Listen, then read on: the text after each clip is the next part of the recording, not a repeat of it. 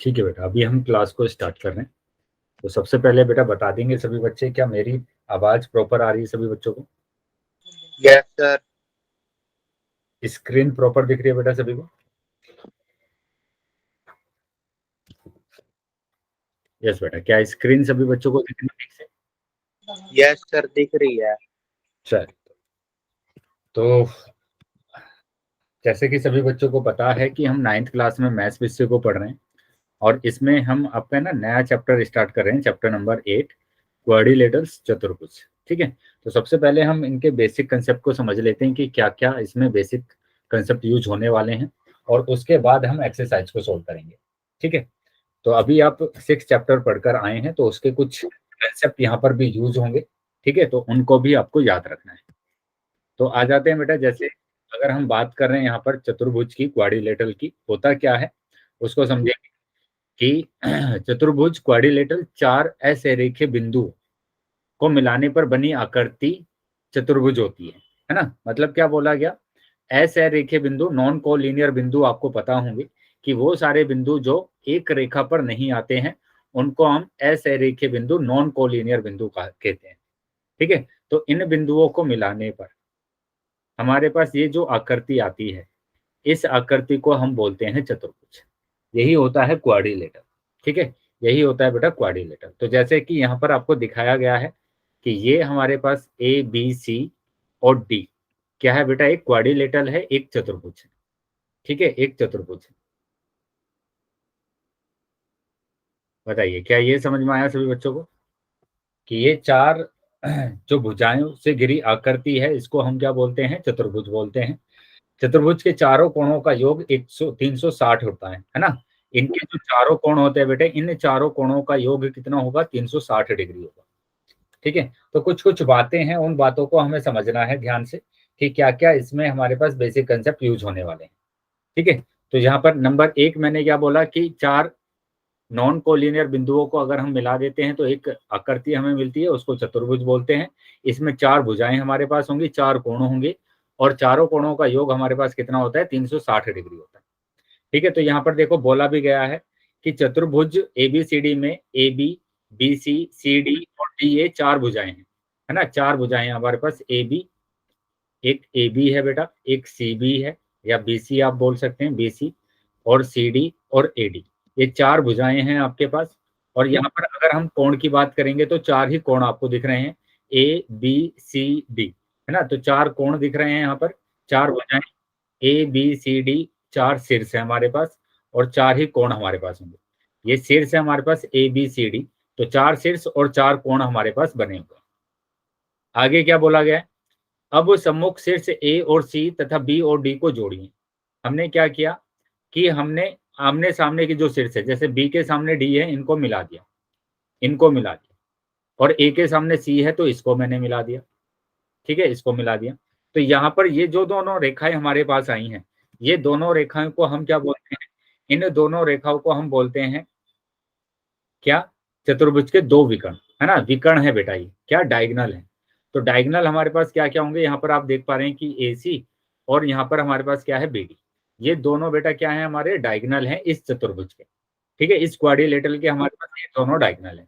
मतलब दो डायगनल होते हैं चतुर्भुज में, चार भुजाएं होती हैं, चार शीर्ष होते हैं, और चार कोण होते हैं, और चारों कोणों का योग 360 डिग्री होता है। क्या ये बातें ध्यान रहेगी बेटा, याद रहेगी सभी बच्चों को? Good evening. सर। चतुर्भुज में चार भुजाएं, चार शीर्ष, चार कोण और दो डायगनल। ठीक है, चारों कोणों का योग होता है बेटा कितना, 360 डिग्री। चलिए आगे आ जाते हैं बेटा। अब हम बात करेंगे चतुर्भुज के प्रकार, टाइप्स ऑफ क्वाड्रिलेटरल की, कि हमारे पास कौन कौन से क्वाड्रिलेटरल्स होते हैं, चतुर्भुज होते हैं। तो सबसे पहले आप देख पा रहे हैं यहाँ पर क्या, समलंब लिखा हुआ है, ट्रेपेजियम लिखा हुआ है। जिस चतुर्भुज की सम्मुख भुजाओं का युग्म पैर समांतर हो उसे समलंब कहते हैं, है ना। तो समलंब देखा है बेटा सभी बच्चों ने, ट्रेपेजियम देखा है कि ये इस तरीके का हमारे पास होता है कि यहाँ पर इनके जो सामने की जो भुजाएं हैं वो आपस में कैसी होती हैं, समांतर होती हैं। इसको हम क्या बोलते हैं, समलंब बोलते हैं। ठीक है, ये समलंब है। तो ये भी कैसा है बेटा, एक चतुर्भुज है, ए बी सी डी। ये हमारे पास क्या होगा, एक समलंब होगा। तो यहाँ पर भी हमारे पास चार ही भुजा होंगी, चार ही कोण होंगे, चार ही शीर्ष होंगे, और सभी कोणों का योग 360 डिग्री होगा, है ना, 360 डिग्री होगा चारों कोणों का योग। ठीक है, तो समलंब समझ में आ गया बेटा सभी को। भुजाओं का एक युग्म, देखो यहाँ पर बोला गया है कि सिर्फ एक ही युग्म क्या होगा, समांतर होगा, है ना। तो यहाँ पर आप देख पा रहे हैं कि यहाँ पर सिर्फ हमारे पास ए बी और सी डी आपस में समांतर है, ए बी और बी सी और ए डी समांतर नहीं है। ठीक है, तो यहाँ पर सिर्फ हमारे पास ए बी समांतर है किसके, सी डी के। सिर्फ एक ही युग्म समांतर होगा, दूसरा युग्म समांतर नहीं होगा। उसको हम क्या बोलते हैं, समलंब बोलते हैं, ट्रेपेजियम बोलते हैं। तो ट्रेपेजियम याद रहेगा बेटा सभी बच्चों को, बताइए बेटा। ये क्या है बेटा, ये है समलंब। चलिए आगे आ जाते हैं, दूसरा देखेंगे। दूसरा है बेटा समांतर चतुर्भुज, पैरेललोग्राम। जिस चतुर्भुज में सम्मुख भुजाओं के दोनों युग्म समांतर हो उसे समांतर चतुर्भुज कहा जाता है। तो यहाँ हम क्या बात कर रहे हैं कि ये जो हमारे पास चतुर्भुज होगा, समांतर चतुर्भुज, समांतर समांतर चतुर्भुज की बात कर रहे हैं। तो समांतर चतुर्भुज कैसा होगा, ठीक है, चतुर्भुज पैरेललोग्राम।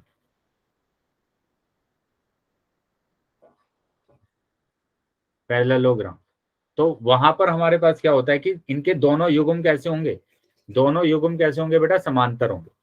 दोनों युग्म हमारे पास कैसे होंगे, समांतर होंगे। जैसे मैंने कहा कि ये इस भुजा के समांतर है, कि ए बी समांतर है बेटा किसके, सी डी के, सी डी के समांतर है। और ए सी समांतर है, ए सी समांतर है बी डी के। तो इस समांतर चतुर्भुज में दोनों भुजाएं आपस में कैसी होती है, समांतर होती है। उनको हम क्या बोलते हैं, समांतर चतुर्भुज बोलते हैं। क्या क्लियर है बेटा सभी बच्चों को। मैसेज में बताते रहेंगे बेटा कि समझ में आ रहा है या नहीं आ रहा, कि ए बी समांतर है किसके, सी डी के, और ए सी समांतर है किसके, बी डी के। ठीक है, तो यहां तक अभी हमने सिर्फ दो टाइप के चतुर्भुज देखे, एक समलंब ट्रेपेजियम देखा हमने, जिसमें एक ही युग्म समांतर होता है।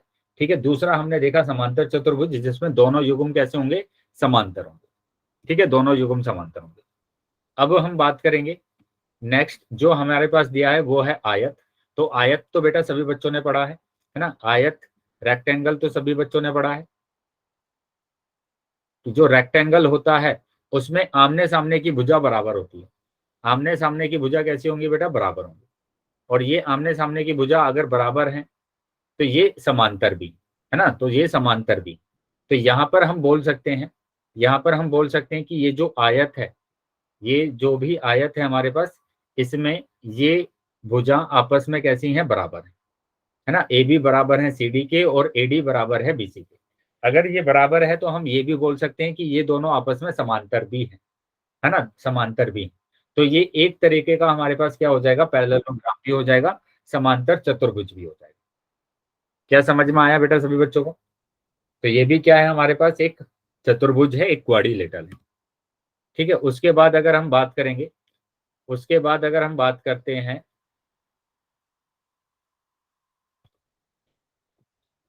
वर्ग की, है ना, वर्ग की बात करते हैं।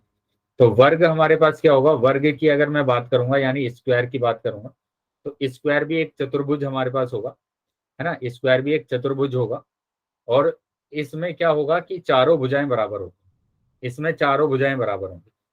ठीक है, इसमें हमारे पास क्या होगा, चारों भुजाएं बराबर होंगी। तो ये ए बी सी डी, तो इसमें चारों भुजाएं कैसी हैं बेटा, बराबर है। चारों भुजाएं आपस में बराबर हैं, तो ये भी एक चतुर्भुज हमारे पास होता है। ठीक है, उसके बाद हम आ जाते हैं अगले, उस पर आ जाते हैं। और अगला दिया हुआ है देखो यहाँ पर, समचतुर्भुज। समचतुर्भुज की बात कर रहे हैं, समचतुर्भुज। जिस समांतर चतुर्भुज की सभी भुजाएं बराबर हो, तो कोई, है ना, हो तथा कोई भी कोण 90 डिग्री का ना हो, है ना, इसमें कोई भी कोण 90 डिग्री का ना हो, तो ऐसे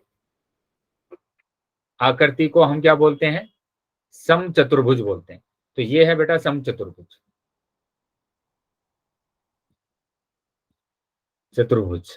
ठीक है, समचतुर्भुज इंग्लिश में बोला जाता है रोम्बस। रोम्बस बोला जाता है बेटा इसको, ठीक है। तो यहाँ पर इनकी चारों भुजा तो बराबर होती हैं, है ना, इसकी चारों भुजा तो बराबर होंगी, लेकिन इसमें कोई भी कोण 90 डिग्री का नहीं होगा। जैसे यहाँ पर अगर हम बात कर रहे हैं कि यहाँ पर आयत में सभी कोण 90 डिग्री के होते हैं, आयत में सभी कोण कैसे होंगे, 90 डिग्री होंगे, और यहाँ पर भी सभी कोण कैसे होते हैं बेटा, 90 डिग्री होते हैं। वर्ग में भी सभी कोण कैसे होते हैं, 90 डिग्री होते हैं, लेकिन रोम्बस में सभी कोण 90 डिग्री नहीं होते हैं, ठीक है। तो इसको हम रोम्बस बोलते हैं, जिसमें सारे के सारी भुजाएं कैसी होती हैं, बराबर तो होती हैं, लेकिन 90 डिग्री का कोण नहीं होता। दूसरी कंडीशन होती है इसमें, इसके जो डायगोनल होते हैं वो 90 डिग्री पर बाइसेक्ट होते हैं, 90 डिग्री पर एक दूसरे को काटते हैं। बताइए क्या समझ में आया बेटा सभी बच्चों को? यहां तक क्लियर है बेटा सभी को? अभी तो हम सिंपल क्या पढ़ रहे हैं, चतुर्भुज के प्रकार पढ़ रहे हैं कि हमारे पास कितने प्रकार के चतुर्भुज होते हैं, ठीक है। अब आ जाते हैं बेटा आगे, आगे आ जाते हैं तो पतंग की बात करेंगे, काइट की बात करेंगे। आगे है बेटा काइट, ठीक है, काइट यानी पतंग। तो ये बना दिया मैंने पतंग इस तरीके से।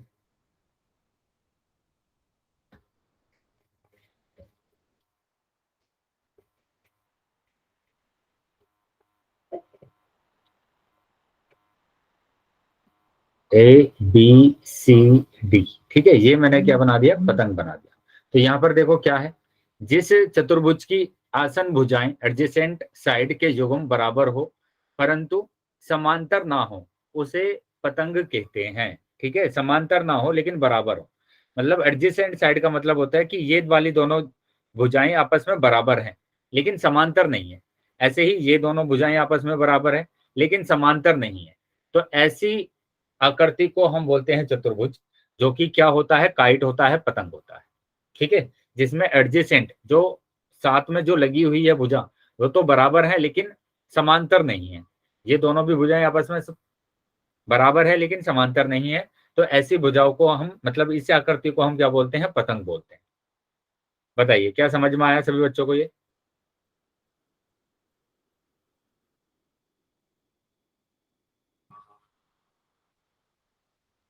चलिए तो आगे आ जाते हैं बेटा, अगर यहां तक समझ में आया है सभी बच्चों को तो अभी आ जाते हैं आगे, ठीक है।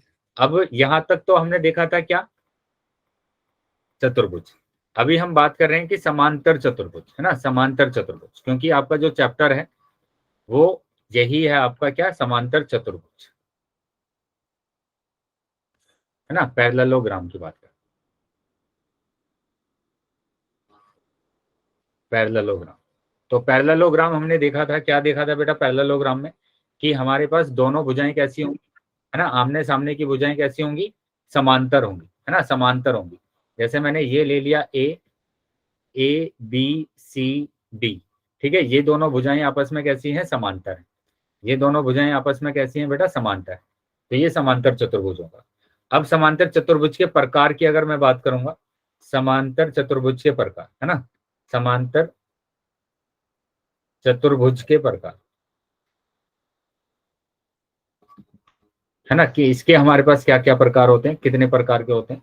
तो यहाँ हमने ऊपर ही देखा था क्या, कि आयत होता है बेटा, एक तो आयत हमने देखा, दूसरा हमने देखा वर्ग, वर्ग हमारे पास होता है, और तीसरे की अगर मैं बात करूंगा तो वो हो जाएगा क्या, समचतुर्भुज, समचतुर्भुज हो जाएगा, ठीक है।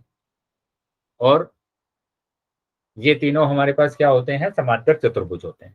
तो इनको ध्यान रखना है कि ये हमारे पास क्या होंगे, समांतर चतुर्भुज होंगे, क्योंकि इनमें आमने सामने की भुजाएं आपस में कैसी होती है, समांतर होती है। आमने सामने की भुजाएं आपस में कैसी होंगी बेटा, समांतर। बताइए क्या क्लियर है सभी बच्चों को ये? Yes sir. चल आगे आ जाते हैं बेटा। अब यहाँ पर कुछ है ना, हमारे पास ये दिया हुआ है कि हम इसमें पहचानते हैं कि ये हमारे पास क्या है, समलंब है ना, ये है हमारे पास क्या, समलंब, ट्रेपेजियम, है ना, ये हमारे पास क्या है, ट्रेपेजियम। इसकी अगर बात करते हैं तो ये मेरे पास क्या है, समांतर चतुर्भुज है, पैरेललोग्राम। ये हमारे पास क्या है, आयत है, ठीक है, ये आयत हमारे पास हो गया, आयत। और यहाँ पर अगर हम बात करेंगे तो ये हमारे पास क्या हो जाएगा, समचतुर्भुज हो जाएगा, और ये क्या हो जाएगा, वर्ग हो जाएगा, और ये पतंग हो जाएगा, काइट हो जाएगा, ठीक है। तो ये हमने देखे प्रकार की जो हमारे पास चतुर्भुज थे वो ये प्रकार के चतुर्भुज होते हैं। ठीक है, अभी हम बात करेंगे प्रमेय नंबर 1, है ना, 8.1, कि जो थ्योरम है बेटा, थ्योरम नंबर 1 हमारे पास क्या है, कि क्या होती है थ्योरम नंबर 1। देखो यहाँ पर बोला गया किसी समांतर चतुर्भुज का एक विकर्ण उसे दो सर्वगासम त्रिभुजों में विभाजित करता है। यहाँ पर बोला गया कि एक समांतर चतुर्भुज अगर आपके पास है, ये समांतर चतुर्भुज अगर है आपके पास,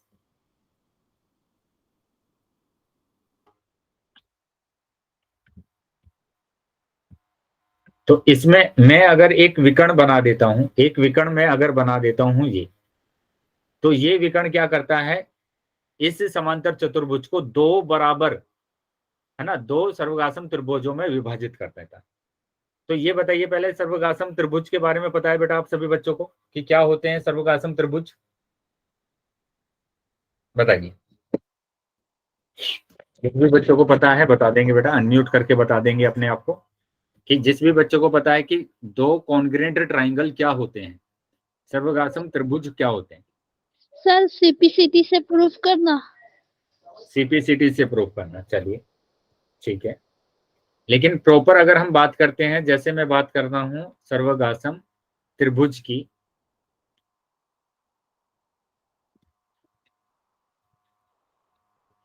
त्रिभुज की मैं बात कर रहा हूं, है ना,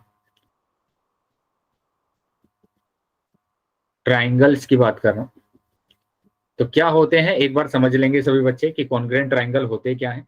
कि मैंने कहा कि आपके पास दो ट्राइंगल हैं, दो ट्राइंगल है आपके पास,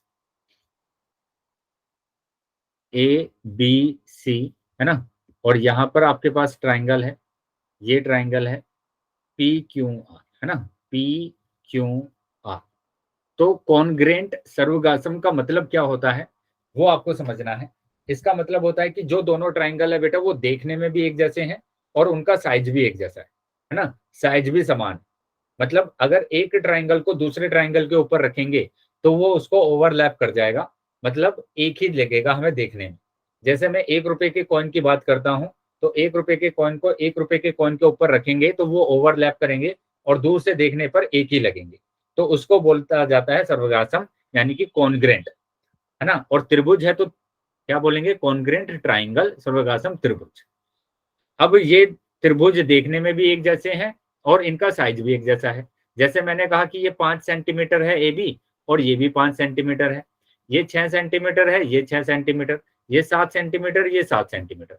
तो इनकी क्रॉसपोंडिंग साइड, है ना, अगर बराबर होती हैं तो ये सर्वगासम त्रिभुज बोला जाता है इनको। और लिखा क्या जाता है, लिखा जाता है कि ट्राइंगल ए बी सी सर्वगासम होगा triangle P Q R, P Q R. ठीक है, ये चिन्ह होता है कॉन्ग्रेंट का सर्वगासम। बताइए क्या समझ में आया सभी बच्चों को ये? Yes sir. Yes sir. चलिए तो आगे आ जाते हैं बेटा, अभी अब आ जाते हैं आगे। तो यहाँ पर दो चीजें आपको ध्यान रखना है कि जब दोनों ट्राइंगल आपस में कॉन्ग्रेंट है तो वहां पर दो चीजें आप लिखते हैं। नंबर एक, कि उनके क्रोस्पॉन्डिंग एंगल, यानी एंगल ए एंगल पी के इक्वल है, एंगल बी एंगल क्यू के इक्वल हो जाएगा, एंगल सी एंगल आर के इक्वल हो जाएगा। एक कंडीशन ये लिखते हैं। दूसरी कंडीशन लिखते हैं बेटा, इनके क्रोस्पॉन्डिंग एंगल जो साइड जो है, जैसे ए बी पी क्यू के बराबर है ना, ए बी किसके बराबर है बेटा, पी क्यू के बराबर। तो इनके क्रोस्पॉन्डिंग साइड भी आपस में कैसी होती हैं, बराबर होती हैं, कि ए बी बराबर होगा पी क्यू के, है ना। ऐसे ही बी सी बराबर हो जाएगा क्यू आर के, और ए सी बराबर हो जाएगा किसके, पी आर। ठीक है, तो ये मैंने यहाँ पर लिखा कि यहाँ पर बी सी क्यू आर के बराबर है, देखो बी सी क्यू आर के बराबर, और ए सी पी आर के बराबर। ये हम लिखते हैं बाय सीपीसीटी, ये हम लिखते हैं दोनों चीजें क्या, bye CPCT.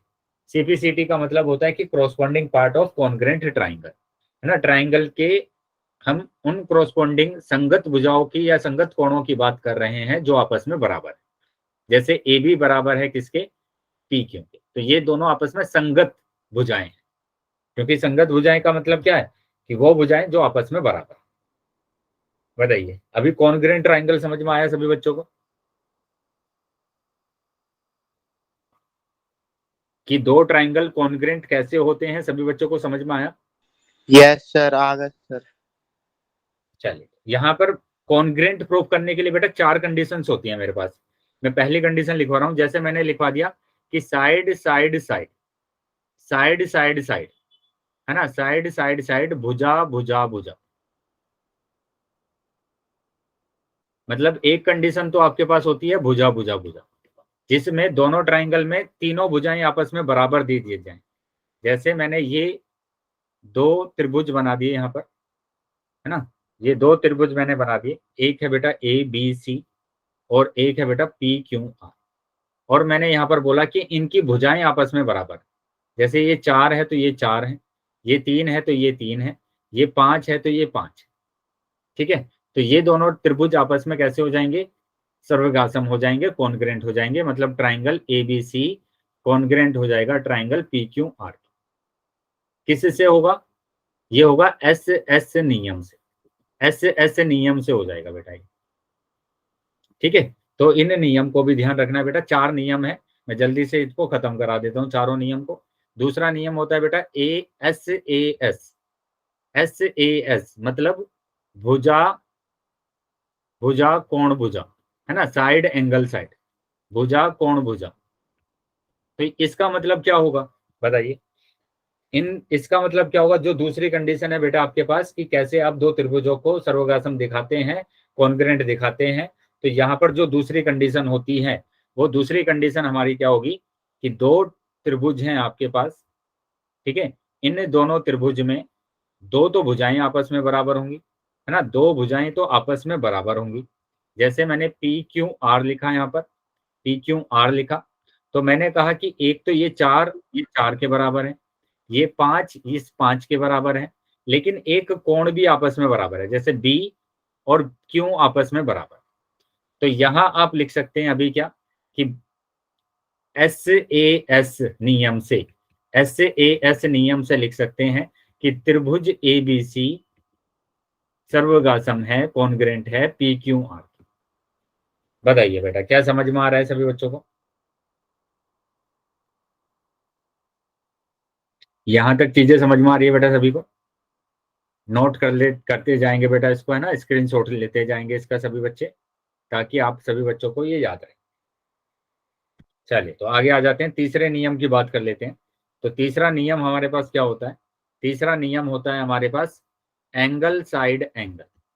Angle side angle की बात करें कि यहाँ पर भी बेटा आपके पास क्या होंगे, 2 ट्राइंगल होंगे, है ना, 2 ट्राइंगल होंगे, लेकिन इन दोनों ट्राइंगल में अब की बार क्या होगा, इन दोनों ट्राइंगल में अब की बार 2 एंगल इक्वल आएंगे, है ना, 2 एंगल इक्वल आएंगे। जैसे मैंने यहाँ पर कहा कि ये 5 के बराबर है, चलो PQR, ठीक है, PQR, लेकिन यहाँ पर ये वाला कोण इस वाले कोण के इक्वल है और B कोण कोण Q के इक्वल है। तो यहाँ पर अब आप लिखेंगे, ठीक है, ये क्या हो गया बेटा, कोण साइड कोण भुजा कोण, है ना, कोण भुजा कोण, कोण भुजा कोण नियम से हम क्या लिख सकते हैं, ASA नियम से हम लिख सकते हैं, नियम से हम लिख सकते हैं कि दोनों ट्राइंगल आपस में कैसे हैं, सर्वगासम है, कॉन्ग्रेंट, PQR, ठीक है। ये तीसरा नियम बेटा हमारे पास हो। अब हम चौथे नियम के पास आ जाते हैं। चौथा नियम हमारे पास होता है RHS, RHS, ठीक है, ये क्या होता है,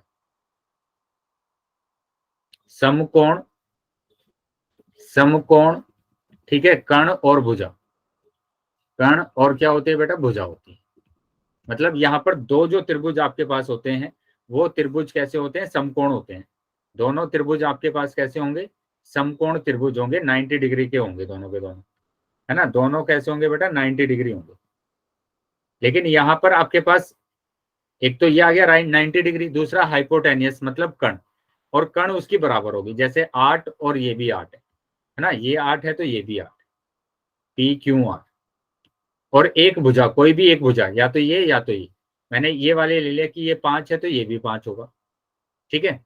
तो अब मैं लिख सकता हूं कि दोनों त्रिभुज RHS नियम से दोनों त्रिभुज आपस में कैसे हैं बेटा, सर्वगासम है, कॉन्ग्रेंट है, PQ।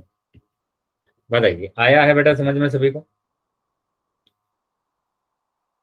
यस सर, आ गया।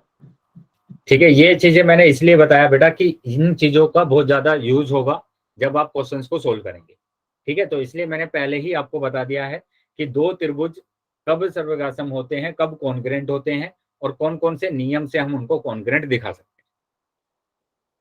क्लियर है बेटा सभी को? सभी बच्चे नोट कर लेंगे, स्क्रीनशॉट ले लेंगे इसका, अगर कोई भी डाउट है तो पूछ लेंगे बेटा।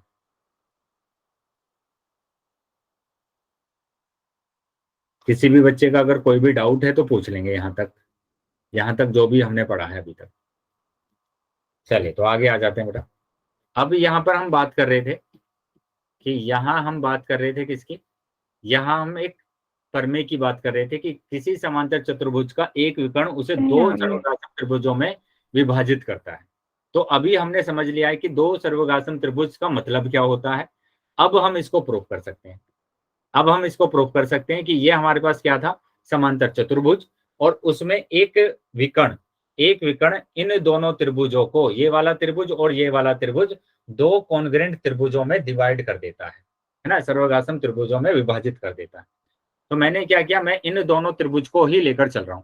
मैंने कहा त्रिभुज ए बी डी तथा त्रिभुज बी सी डी, ठीक है, इन दोनों त्रिभुज की ही मैं बात कर रहा हूं।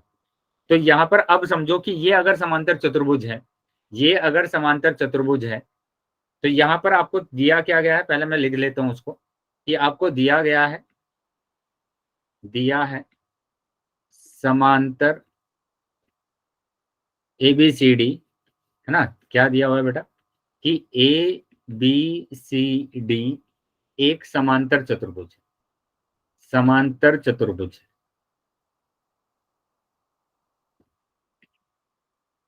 ठीक है। अगर ये समांतर चतुर्भुज है तो इसके आमने सामने की भुजा आपस में कैसी होती है, समांतर होती है ना, समांतर होती है। तो यानी ये समांतर है किसके, सी डी के, यानी ए बी समांतर है किसके, सी डी के। तो ए बी अगर सी डी के समांतर है, अब मैं यहां पर लिख सकता हूं क्या, कि ए बी अगर सी डी के समांतर है तो, तथा ए बी सी डी के समांतर है, तथा डी बी, जो ये डी बी है बेटा, ये डी बी क्या हो जाएगी, त्रियक रेखा हो जाएगी ना। यहाँ पर बताइए, त्रियक रेखा यानी कि ट्रांसवर्सल लाइन आ जाएगी, त्रियक रेखा। और क्योंकि हमने 6 चैप्टर में क्या पढ़ा था, 6 चैप्टर में हमने पढ़ा था कि अगर हमारे पास दो समांतर भुजाएं और एक त्रियक रेखा अगर आपके पास होती है, तो उसमें ये वाले दोनों कोण आपस में कैसे होते हैं, बराबर होते हैं। कौन सी कंडीशन होती है बेटा, ये बताइए, कि जब एक त्रियक रेखा दो समांतर रेखाओं को प्रतिच्छेद करती है तो ये दोनों कोण आपस में बराबर होते हैं। कौन से कोण होंगे बेटा ये दोनों कोण,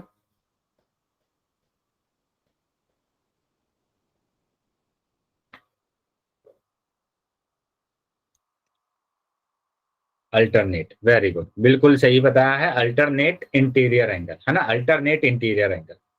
तो यहां पर आप इसी का यूज करेंगे कि मैंने इन दोनों ट्राइंगल की बात की कि ए बी डी, है ना, त्रिभुज ए बी डी तथा त्रिभुज बी सी डी में, अब मैंने ये लिख दिया कि ये वाला जो एंगल है, ये एंगल इस एंगल के इक्वल होगा, ठीक है, इस एंगल के इक्वल होगा।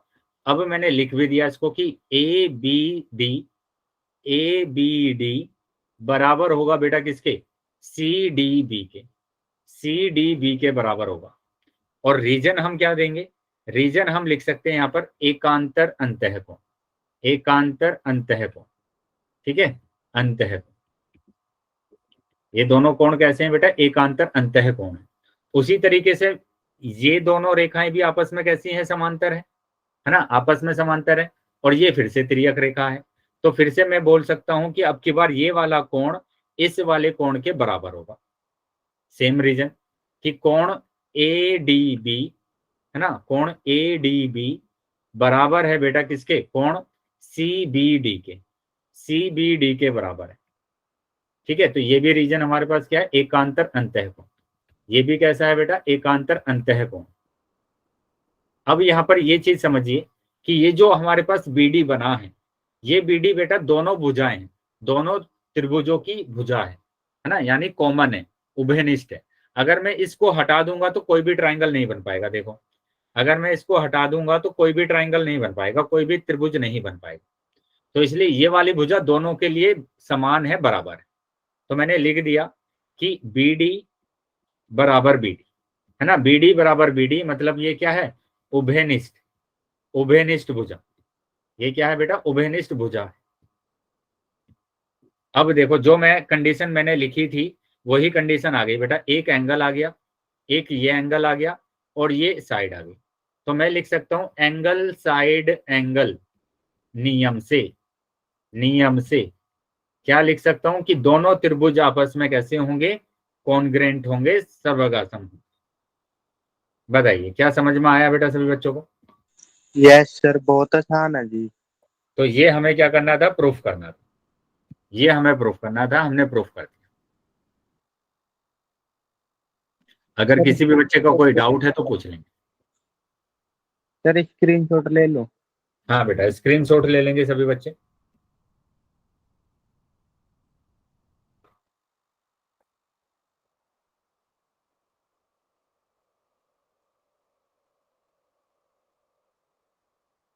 तो ये इस तरीके से बेटा याद रखना है कि अगर आपके पास कोई भी समांतर चतुर्भुज है, उसमें एक विकर्ण अगर मैं डालता हूं तो ये विकर्ण इन दोनों भुजाओं को, इन दोनों त्रिभुजों को, इन दोनों त्रिभुजों को आपस में सर्वगासम में डिवाइड कर देता है। मतलब दोनों कॉन्ग्रेंट ट्राइंगल हमारे पास होते हैं, है ना। चलिए आगे आ जाते हैं बेटा। सर अब हाँ सर आप एक बार और समझा सकते हो? बताइए बेटा कहाँ से समझ में नहीं आया?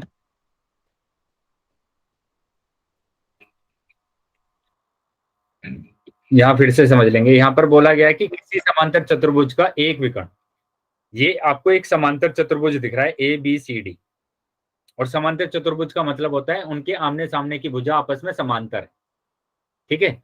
इनका एक विकर्ण मतलब एक डायगोनल अगर मैं डालता हूं, अगर मैं एक डायगोनल मिला देता हूं तो दो त्रिभुज बनते हैं बेटा। आपके पास बन रहे हैं दो त्रिभुज आपको, यस सर। यहाँ है ना, दो त्रिभुज बन रहे हैं। मैंने कहा कि ये आपके पास था, ये आपके पास एक क्या है, समांतर चतुर्भुज है, ठीक है। ये आपके पास एक समांतर चतुर्भुज, यहां से अगर आप एक विकर्ण डाल देंगे ऐसे तो ये दो त्रिभुजों में डिवाइड हो जाएगा, एक ये एक ये। तो ये दोनों त्रिभुज आपस में कैसे होते हैं, सर्वगासम होते हैं, कॉन्ग्रेंट होते हैं। ये आपको प्रूफ करना है, ठीक है।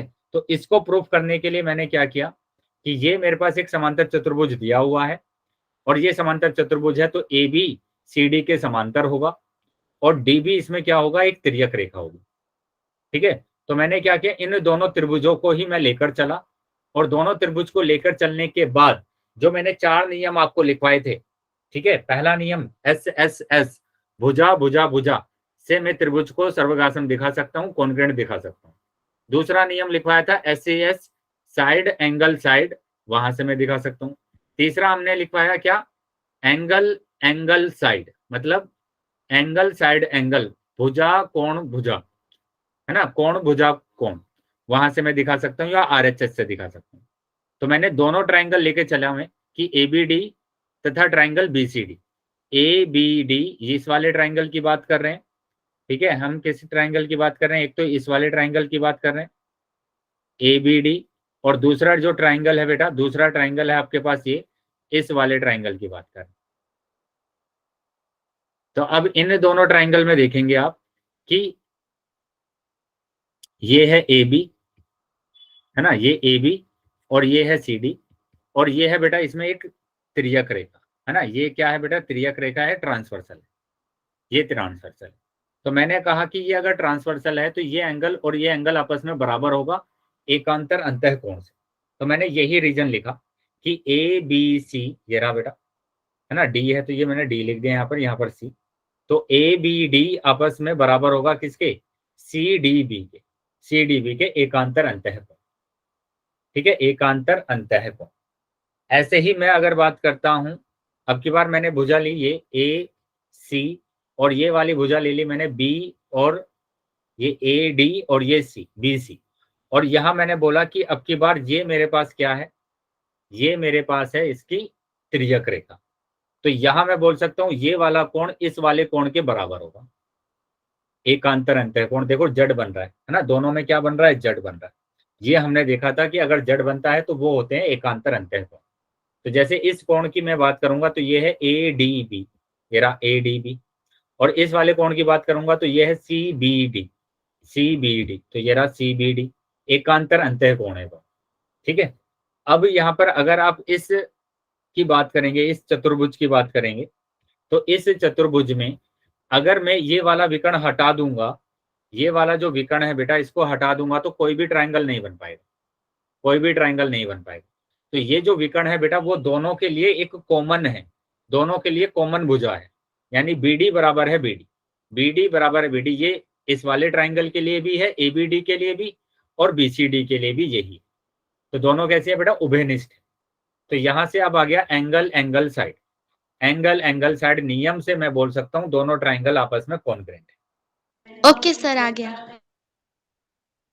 चलिए बेटा, तो अब आ जाते हैं आगे। अब ये कुछ और थ्योरम्स हैं बेटा, उनका हमें प्रूफ नहीं करना है ना। इसी तरीके से हम प्रूफ करेंगे, जैसे मैंने अभी ये वाला प्रूफ आपको करके दिखाया, ये भी आपके पास एक थ्योरम थी, तो इसी तरीके से आप बाकी थ्योरम का भी प्रूफ कर सकते हैं। मैं बस इसका स्टेटमेंट आपको बता रहा हूं, उनको आपको याद रखना है, ठीक है। थ्योरम नंबर 2 की बात कर रहे हैं।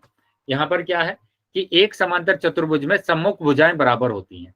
मतलब इसको आप समझिए, बस इतना आपको समझना है कि अगर आपके पास ये एक समांतर चतुर्भुज है ना, ABCD, तो उसमें क्या होता है कि उनके आमने सामने की जो भुजा होती हैं वो बराबर होती हैं, वो बराबर होती हैं।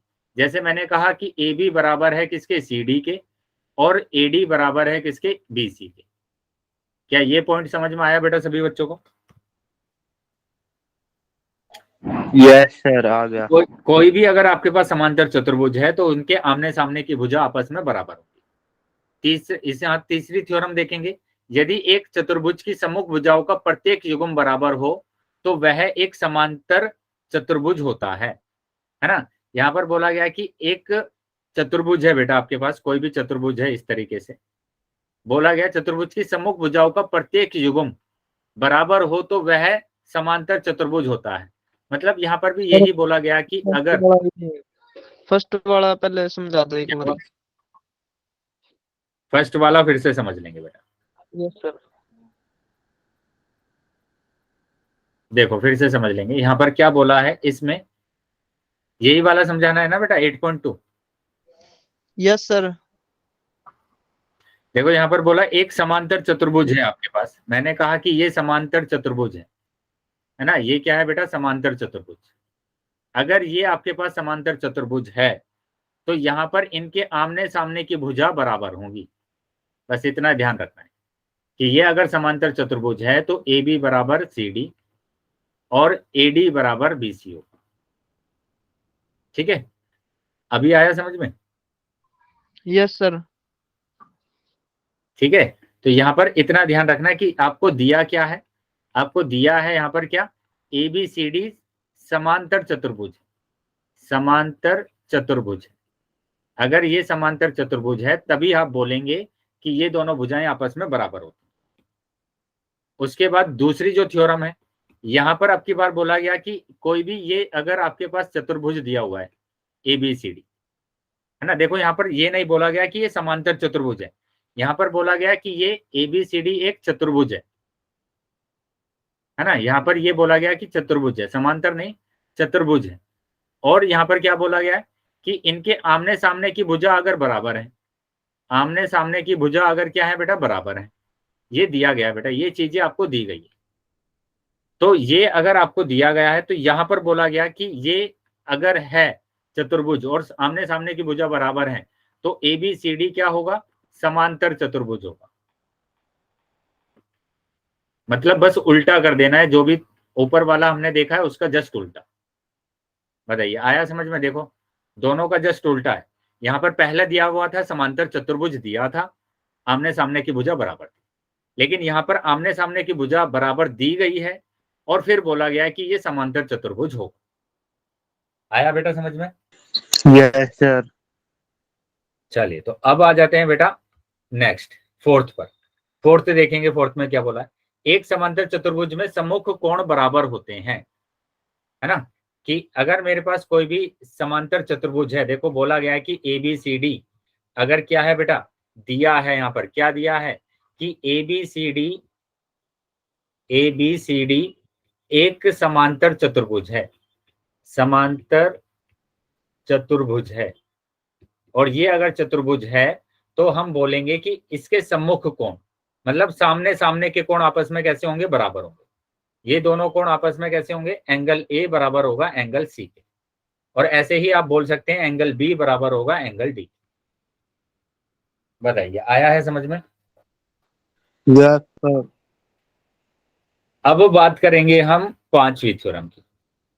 यदि एक चतुर्भुज में सम्मुख कोणों का प्रत्येक युग्म बराबर हो तो वह एक समांतर चतुर्भुज है। ये जस्ट इसका उल्टा है, इसका जस्ट उल्टा। जैसे कहा कि कोई भी चतुर्भुज है आपके पास, और इस चतुर्भुज में देखो ABCD को यहाँ पर बोला गया कि ये क्या है, ABCD क्या है, एक चतुर्भुज है, समांतर नहीं बोला गया, बस चतुर्भुज बोला गया कि चतुर्भुज है। और यहाँ पर दिया गया है कि एंगल A बराबर है एंगल D के और एंगल B बराबर है एंगल C के। तो अगर ऐसा है तो हम बोलेंगे ABCD एक समांतर चतुर्भुज होगा। बताइए, आया समझ में सभी को? क्या सर Yes, दोबारा बता दोबारा से समझ लेंगे। मैंने कहा कि जो थ्योरम नंबर 8 था, 4 था ये वाला, यहाँ पर दिया गया था समांतर चतुर्भुज। देखो दिया गया है कि ABCD एक समांतर चतुर्भुज है। अगर समांतर चतुर्भुज है तो उनके आमने सामने के कोण बराबर होंगे, है ना, ये थ्योरम है। अगर समांतर चतुर्भुज है तभी बराबर होंगे, ठीक है। अब सर। पांचवी थ्योरम में क्या बोला गया, पांचवी में थ्योरम में ये बोला गया कि अगर कोई भी आपके पास चतुर्भुज है, कोई भी चतुर्भुज, अब की बार हमने समांतर चतुर्भुज नहीं बोला, कोई भी चतुर्भुज बोला, है ना। समांतर चतुर्भुज और चतुर्भुज में अंतर होता है। समांतर में क्या होता है, समांतर का मतलब होता है इनके जो आमने सामने की भुजा होगी वो समांतर होगी। लेकिन चतुर्भुज तो कोई भी हो सकता है ना, ऐसा भी हो सकता है, ये चतुर्भुज है ना, ऐसा भी हो सकता है चतुर्भुज, ठीक है। तो यहां पर बोला गया कि ये अगर कोई भी चतुर्भुज है और इसमें आमने सामने के कोण बराबर दिए गए हैं, अगर इनके आमने सामने के कोण आपस में बराबर हैं, तब हम बोलेंगे कि वो एक समांतर चतुर्भुज होगा। आया बेटा समझ में सभी को? Yes sir. मतलब आपके पास जो Yes, थ्योरम sir. आ रही है वो दो तरीके की थ्योरम आ रही है, एक थ्योरम और उसका जस्ट कन्वर्स, उसका जस्ट विलोम, है ना, उसका जस्ट उल्टा आ रहा है। तो अब हम बात करेंगे,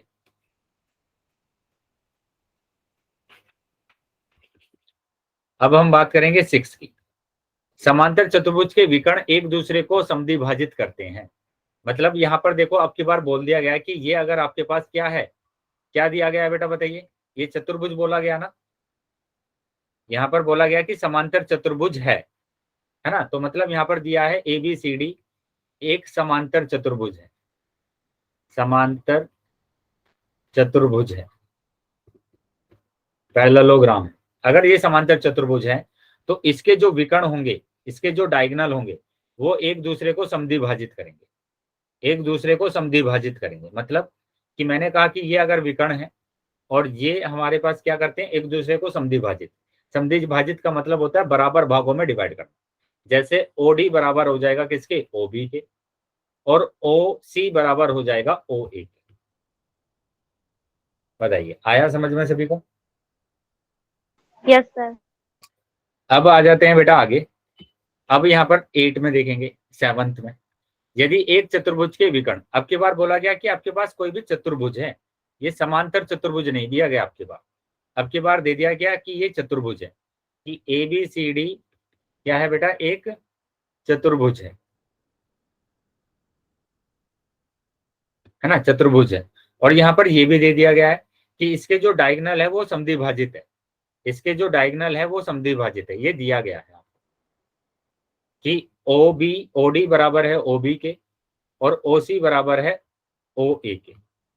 तो अगर ऐसा है, किसी भी चतुर्भुज में दो विकर्ण आपस में समद्विभाजित होते हैं, तो वहां पर हम क्या बोलते हैं कि वो चतुर्भुज क्या हो जाता है, समांतर हो जाता है, वो चतुर्भुज समांतर चतुर्भुज हो जाता है। बताइए, आया है बेटा समझ में सभी को? Yes sir. तो ये बेटा आपके पास थ्योरम्स थी, इन थ्योरम्स का स्टेटमेंट मैंने बता दिया है कि क्या मतलब होगा। अब इनका हम यूज करेंगे क्वेश्चंस में, कि क्वेश्चंस को हम कैसे सोल्व करेंगे वो हम देखेंगे। आया है बेटा समझ में सभी बच्चों को यहाँ तक? Yes sir. Yes sir. चलिए तो अब आ जाते हैं बेटा क्वेश्चन पर। तो एक्सरसाइज 8.1 में आ जाते हैं क्वेश्चन नंबर 1 पर। 8.1 में क्वेश्चन नंबर 1 आ जाते हैं। तो बोला गया है कि एक चतुर्भुज के कोण के अनुपात है उस चतुर्भुज के सभी कोण ज्ञात कीजिए।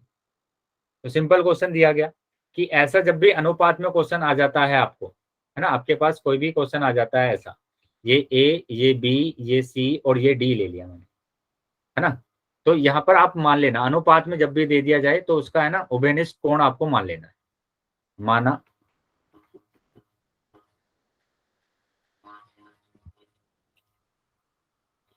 कोण, उभयनिष्ठ कोण x है ना, उभयनिष्ठ कोण x है, ठीक है, x है। तो अब यहाँ पर कोण ए मैंने ले लिया कि ये 3x हो जाएगा, कोण बी मैंने ले लिया कि ये 5x हो जाएगा, कोण सी मैंने ले लिया कि ये 9x हो जाएगा, और कोण डी मैंने ले लिया ये 13x हो जाएगा, ठीक है। तो यहाँ पर आपके पास क्या आ गया, एंगल ए आ गया बेटा कितना 3x, एंगल बी आपके पास है कितना 5x, और एंगल सी आपके पास है कितना 9x, और एंगल डी आपके पास है 13x। तो अभी मैंने एक प्रॉपर्टी बताई थी आपको सबसे पहले स्टार्टिंग में कि किसी भी चतुर्भुज के चारों कोणों का योग कितना होता है, बताइए। कि कोई भी आपके पास चतुर्भुज है तो उसमें चारों कोणों का योग कितना होगा? वेरी गुड, बाकी बच्चे भी बताएंगे बेटा 360 होगा, शाबाश। तो सभी कोणों का योग क्या होता है? 360 होता है। तो हम लिख सकते हैं क्या, हम जानते हैं, क्या जानते हैं बेटा कि चतुर्भुज में सभी कोणों का योग कितना होता है? 360 डिग्री होता है, 360 डिग्री होता है। तो यहां पर अगर मैं ए की बात करूंगा तो ए दिया हुआ है 3x, बी दिया हुआ है तुम्हारे पास 5x, और सी दिया हुआ है 9x, और डी दिया हुआ है 13x, बराबर 360, ठीक है, 360।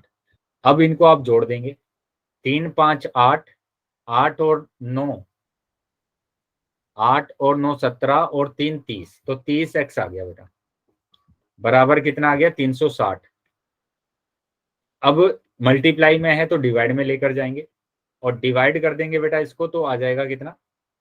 3 एकम 3, 3 दूनी 6, यानी x बराबर आ गया है 12।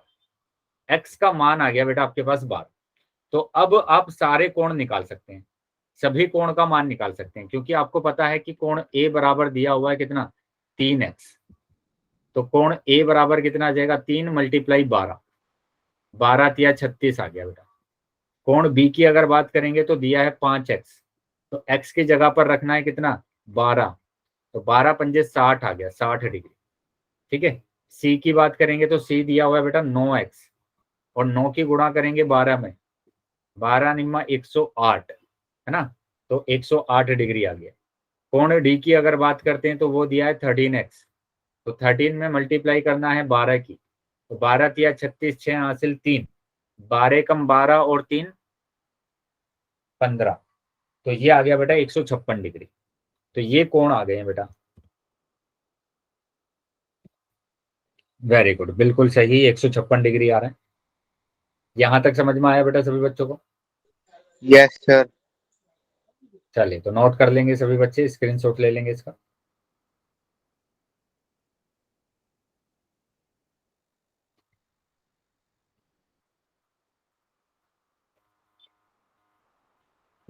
हो गया सर। ठीक है बेटा, तो आगे आ जाते हैं, अगले क्वेश्चन पर आ जाते हैं।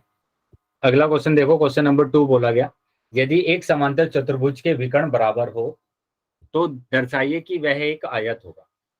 मतलब आपको यहाँ पर दिया क्या गया है, यहाँ पर दिया है आपको कि आपके पास एक समांतर चतुर्भुज है। मैंने कहा कि ये मेरे पास एक समांतर चतुर्भुज है,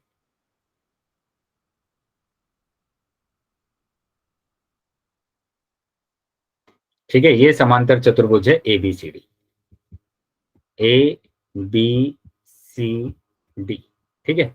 और यहाँ पर बोल दिया गया कि इसके जो विकर्ण है वो आपस में बराबर है, मतलब ये वाले विकर्ण डायगोनल, है ना, आपस में कैसे हैं बेटा, बराबर है। ये ओ ले लिया।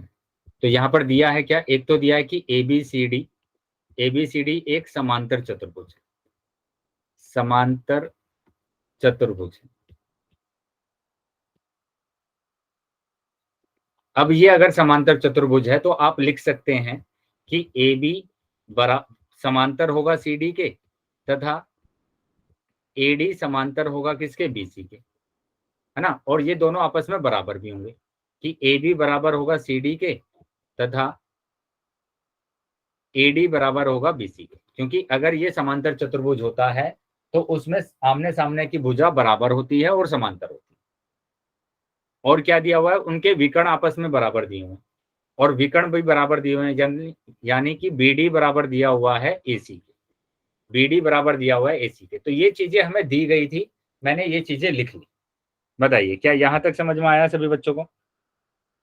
Yes sir. Yes sir. ठीक है, तो हमें क्या करना है, हमें प्रूफ करना है कि ये है ना एक आयत होगा, आयत होगा। तो आयत में तो सभी बच्चों को पता है कि सारे जो कोण होते हैं वो कितने होते हैं बेटा, आयत में जो कोण होते हैं वो सारे के सारे 90 डिग्री होते हैं, यस या नो? आयत के जितने भी कोण होंगे वो सारे के सारे कोण कितने होंगे, 90 डिग्री होंगे।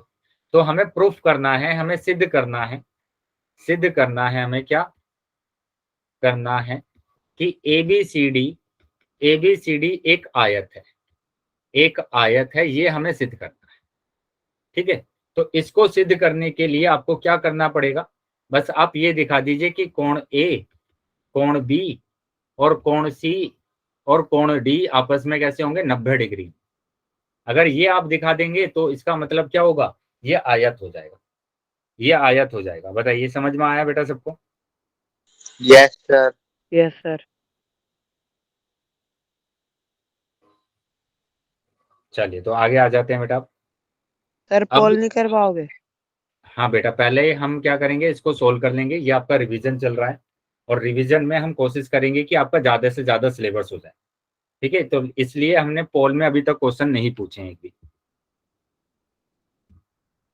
ठीक है, चलिए तो आगे आ जाते हैं। अब इसको दिखाने के लिए मैंने क्या कहा, मैंने यहाँ पर ये कर दिया कि मैं ना 2 ट्राइंगल लेके चल रहा हूँ, एक वाला, एक तो ये वाला ट्राइंगल। ठीक है, सर, हाँ सर जो अब हमारे एग्जाम खत्म हो जाएंगे तो उसके बाद हमारी ऑनलाइन क्लास होएगी? अभी जब आपके एग्जाम स्टार्ट हो जाएंगे, है ना, तो एक तो आपकी ऑनलाइन क्लासेस बंद हो जाएगी, उसके बाद आपके ना डायरेक्ट 10th क्लास में स्टार्ट होगी क्लास। Okay sir. ठीक है, तो यहाँ हम बात कर रहे हैं किसकी बेटा, इन दोनों ट्राइंगल की बात कर रहा हूँ, है ना, ये दोनों ट्राइंगल मैं ले रहा हूँ।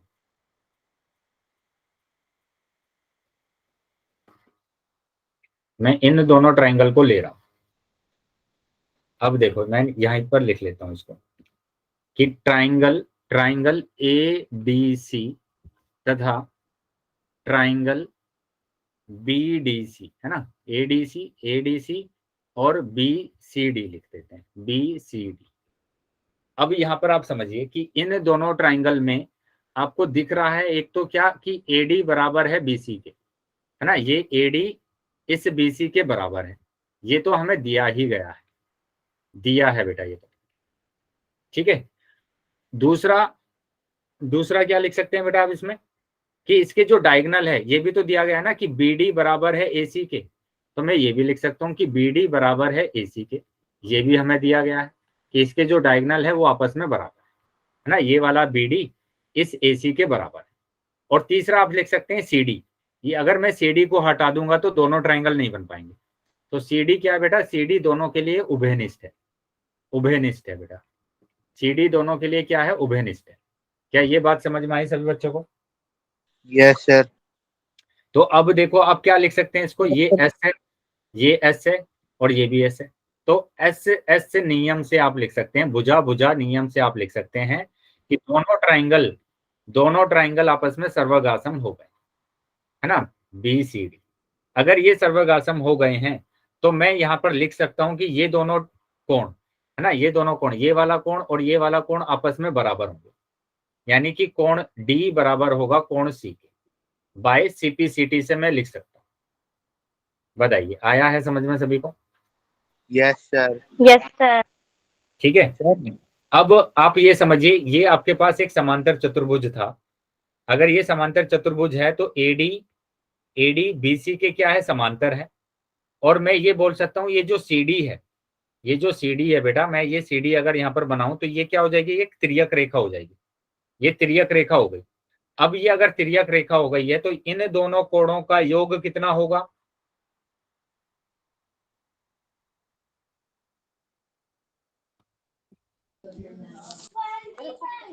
इन दोनों कोणों का योग हो जाएगा बेटा 180 डिग्री। तो यहां पर हम लिख सकते हैं angle D plus angle C बराबर 180 डिग्री। ठीक है, क्या था बेटा, ये को इंटीरियर एंगल है ना, को इंटीरियर एंगल से हमने लिखा इसको कि तिर्यक रेखा के एक ही ओर बने दोनों अंत्य कोणों का योग 180 डिग्री होता है। ये हमने 6 चैप्टर में पढ़ा था, है ना, 6 चैप्टर में ही हमने पढ़ा है। क्या लिखते हैं, को इंटीरियर एंगल कि तिर्यक रेखा के एक ही ओर बने दोनों अंत्य कोणों का योग 180 डिग्री होता है। ठीक है, लिख भी देता हूं मैं इसको कि तिर्यक रेखा के एक ओर बने अंतः कोण का योग, अंतः कोण, ठीक है, एक और बने अंतः कोण का योग कितना होता है, 180 डिग्री। अब यहाँ पर आप देखिए ये दोनों तो बराबर दिए गए ना, तो मैं D की जगह पर C लिख सकता हूँ, है ना, मैंने लिख दिया D की जगह पर C। एंगल C हो जाएगा ट्वाइस ऑफ एंगल C, है ना, 2 हो जाएंगे, 2 C दिए गए ना, एक और एक 2 हो गए। अब जो मल्टीप्लाई में है वो चला जाएगा डिवाइड में, वो चला गया डिवाइड में, तो ये आ गया 90 डिग्री। तो एंगल C आ गया बेटा 90 डिग्री, और एंगल C अगर 90 डिग्री है तो एंगल D भी 90 डिग्री होगा, क्योंकि दोनों बराबर है। ठीक है, तो दोनों कोण कैसे आ गए बेटा, 90 डिग्री आ गए। तो इसी प्रकार हम लिख सकते हैं आगे भी, है ना, इसी प्रकार आप लिख सकते हैं, इसी प्रकार क्या, एंगल A, एंगल B और एंगल C, एंगल D, सारे कोण कैसे होंगे, 90 डिग्री होंगे।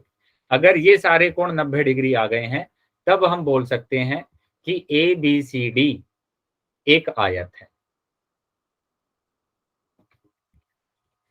बताइए, क्या समझ में आया बेटा सभी बच्चों को? ये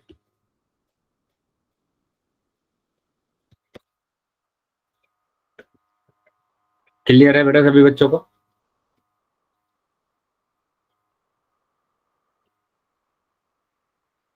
हाँ बेटा, एंगल A और एंगल B भी 90 डिग्री होगा।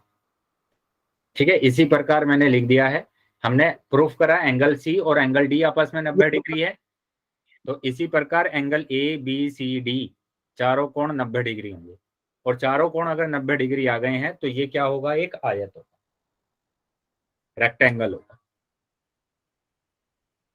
ठीक है बेटा, अगर किसी भी बच्चे का कोई भी डाउट है तो क्लास में रुक जाएंगे। अभी बेटा क्लास को ओवर करने का टाइम हो गया है, तो क्लास को ओवर कर लेते हैं। ठीक है, अगली क्लास में हम इसको कंटिन्यू करेंगे। Bye sir. बाय बेटा। Good night. सर जी पेपरों के नंबर बता दो जी। पेपर के नंबर? यस सर, आज हुए थे जी जो। तो वो तो बेटा आपको अवंती वाले सर ही बताएंगे।